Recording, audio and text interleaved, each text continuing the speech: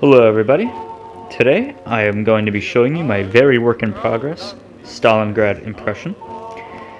This is specifically of the 71st Infantry Division, 191st Infantry Regiment, and it's just a typical grenadier with a rifleman kit. So we'll start off with the little stuff everyone always likes to see, the personal items. We have some toiletries. I have a shaving kit with a badger hair brush, double-edged razor, some shaving balm, and a simple folding mirror. Those are all modern, but they are period correct. That's on top of a simple little cotton towel that I have. Here we have a spare little ditty bag with some Nivea cream in a modern tin that I am going to work on getting a period label for. We have a simple clear plastic toothbrush. This is a correct style. There are also some other colored plastics and some Bakelite and wood ones as well. Those are also correct, but clear plastic is fine. We have a simple plastic comb. It's modern, but it's period correct. You can also get aluminum or wooden ones, which are also correct. Next we have the rifle cleaning kit. This is a post-war one. Looking to replace this with a wartime one that would be painted in gray as opposed to this sort of greenish color. But it's a stand-in for now. On top of just a bit of paper I usually wrap it in. We have a simple little leather journal for writing whatever you may want to write in, on top of some homemade bedpost with a hand-drawn stamp on there because I do not have any correct stamps. Here we have a little rag I usually use to polish my shoes with, hence the black stains on there from the polish. And then on top of that I have just a pair of old civilian trousers, wool civilian trousers. Over here we have some, typical wool items. We have some gloves, 2 pairs of the issued socks, and a couple pairs of civilian knit socks as well, just because these are pretty thin and don't usually cut it. And these, I believe, are from Hessian Antique, and the rest of these are just either modern or vintage civilian. Another spare ditty bag that I usually keep either shoe polishing or whatever else I need. Some twine, always very useful to have. And just a spare cotton shirt or sweater to wear for when it's cold. This all goes into my tornister. This is a reproduction 1934 model tornister from International Military Antiques. It's not the greatest out there. There are better ones now of the 1939 model made by Zela 39. I do not have one of those. I am looking to get one, but they're very expensive. It's okay. It's not too bad. There's some things about it that are not great, but it serves a purpose if you weather it up a bit, grease the leather. And I have my name in there. And hand wrote a marking as well. That's that. Moving on over to the uniforms. Here's my M40 wool uniform set from Schuster's. It's been worn in, burned, shaved, and slept in quite a bit. so it's darkened in color a little bit. Buttons have gotten some paint worn off them. They look pretty good. My insignia, the breast eagle, is from Elsinore. It's the early M36 style, which is correct for Stalingrad. The later field gray style is not correct. I shouldn't say it's not correct, but it's not common. You don't see it typically in Stalingrad, or at least until later, until 43 or so. And the Litzen are just the ones that Schuster's includes in-house. They're pretty good. Next is my M34 field cap with the early insignia. That is from Hessian Antique. It's not too bad. There are better ones out there, made by Elsinore and some other companies, but this is what I have. My Solbuch, this is from Kriegsende, I believe. And it's been filled out with all the necessary materials, picture. To the best of my ability, anyway, I filled it out pretty much everything that has to be. That's that. Over here, in this pocket, I usually keep my smoking items. I do not smoke, this is just for show, but I have the stuff anyway. This is a period cigarette tin with some homemade matchbox and some original captured Russian cigarette papers. Down here's my belt. This is a reproduction leather belt from 1944 military, and a reproduction aluminum belt buckle from Vincemenek, I believe. It's one of the European-made ones. You can get them a few different places. But this one usually comes without any paint on it. I applied my own Feldgrau paint to it, and then weathered it all away to give it a sort of look that it usually has on originals, and looks pretty good. I'm very happy with it. In the tunic I have some tunic belt hooks and internal suspenders. Those are from at the front. Very useful. In this pocket I usually keep my toque. This is an original post-war Swiss toque. It's pretty much identical to German ones, or at least some German ones, other than the color is a bit more blue, more of a grayish blue. German ones are usually greener, but other than that it's about the same. My spork. This is a reproduction spork from at the front. Vintage civilian pocket knife. That's all I have to say about that. My bandage. This is a homemade bandage with some modern gauze in there just to fill it up. Keep that in the bandage pouch. In this pocket I keep my wallet and other accessories. It's just a simple leather wallet with some series of homemade paper items. We have some period German money, some French money, some lottery tickets and train tickets, meal rations, some other things in there. I think there's a receipt for like a bakery or something in there. There's a bunch of things. Those are all homemade. And then down here, my trousers, again, also from Schuster's. These are some period correct Hercules suspenders. Try to avoid using those post-war Czech ones that a lot of others use. Civilian ones like these are correct. Over here, my boots. These are my at-the-front Texold Marschstiefel. These are excellent, very much so worth all the money. They are very durable, very well made, very comfortable. They fit me great. Haven't lost a single hobnail. I've walked probably a dozen or so miles in them so far, and they look incredible. On there I have Maßleimen. These are from Schuster's. I have very skinny ankles, so they very much so help with keeping them tight and comfortable. Very useful. I'd recommend getting them if you have trouble with your boots staying firmly on, if you have skinny legs like me. Down here is my shirt. This is my knit shirt. This is a post-war one, original. pretty much identical to wartime ones, other than the fact that the color is slightly greener.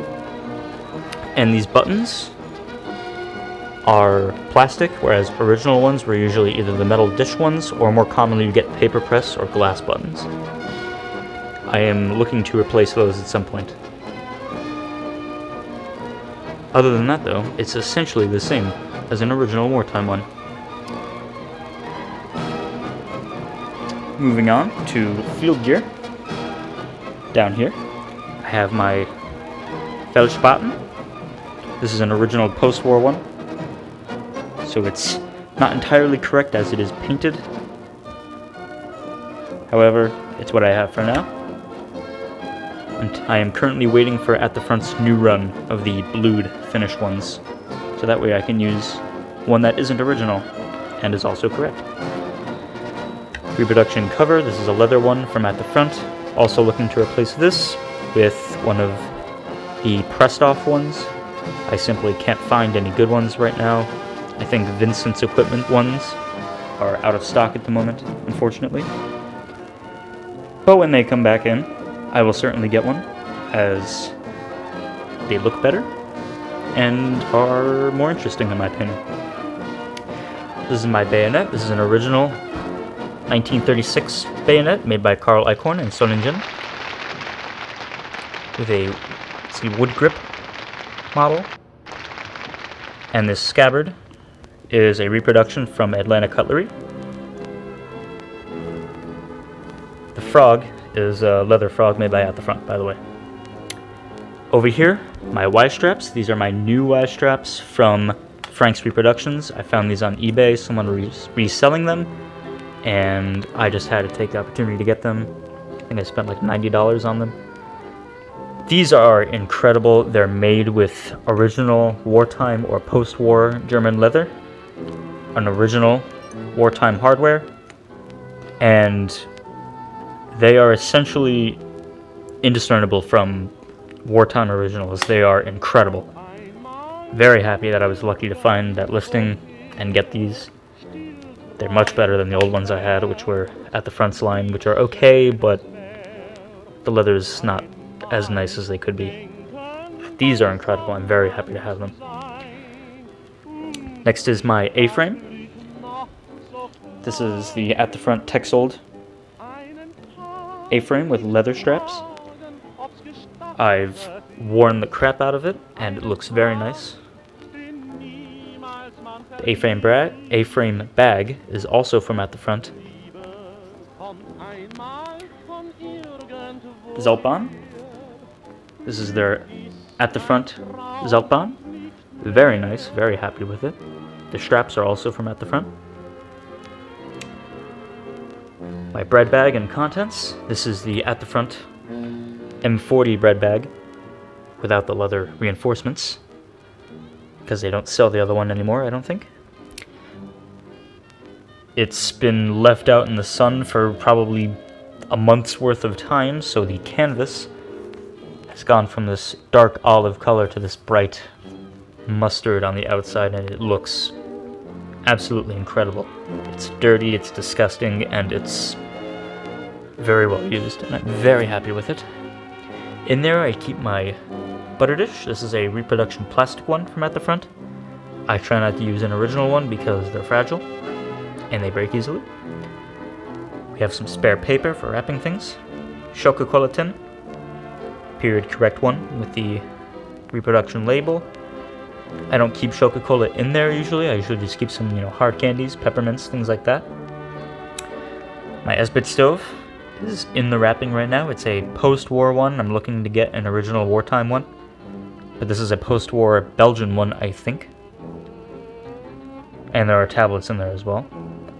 And my sewing kit. This is a modern reproduction sewing kit with some, just normal period correct thread and things in there. Moving on, my Canteen. This is my At the Front M31 Canteen. Not too much to say about that. And my mess kit. This is an original mismatch mess kit I believe the bottom is from 1938 and the top is from 1935, or the other way around, something like that. Just an all original mess kit, and there I have some, I believe I have some candies and some other things like that. And the strap is from at the front. My ammo pouches, these are from Kokomomo on eBay. They are by far the best ammo pouches that money can buy. They are almost indiscernible from originals if you've used them enough. The leather is incredible. Now these, if you're wondering why the stitching is black, these were the natural brown colored ones I got because at the time of ordering they did not have the black dyed ones in stock. So I bought these and dyed them myself. And overall I'm pretty happy with how it looks. Some of the dye rubs off on the corners, but you can see that in original ones. It happened, so it's not a big deal. Next is my helmet. This is my original M40 Stahlhelm. It's an ET64, I believe, or a 62 rather. Let me get closer.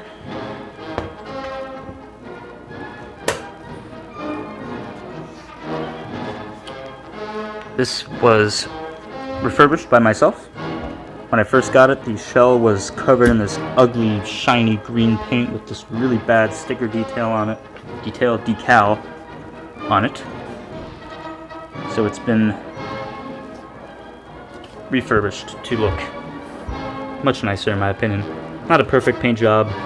It was hand painted, but the paint was from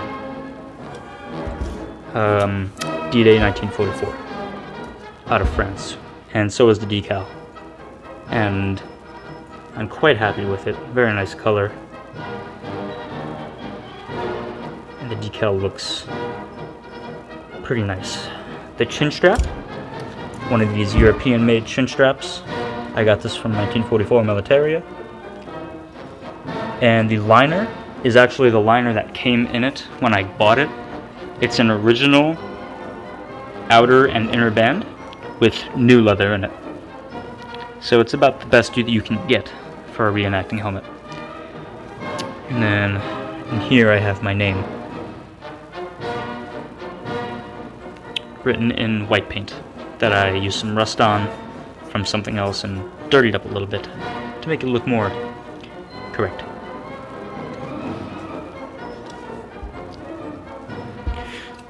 And then with that I have a reversible to white splinter helmet cover. That's from at the front. Here's my gas mask can. This is my original 1940 dated gas mask can that's been repainted by someone else. I don't know who. Previous owner. I bought it on eBay a while ago. It has very nice reproduction straps, the correct ones with the leather reinforcings, and I believe original hardware. Looks to be original. And in there, get it open with one hand.